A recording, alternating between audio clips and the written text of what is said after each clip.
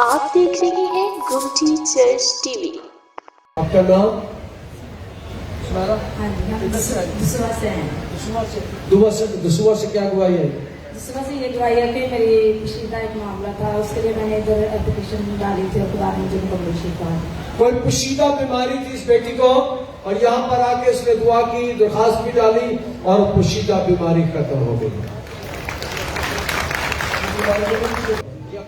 मेरा नाम जिशान मसीह है।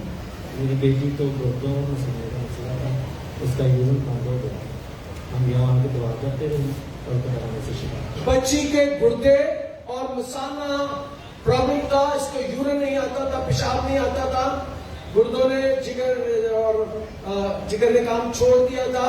यहाँ पर लेकर आता रहा, हम सब दुआ करते रहे और बच्ची अत्यंत कर रही हो। यूरिन इसका बंद था और यहाँ पर आई, हम सब ने दुआ की और इसको यूरिन आ गया। बैठाइए।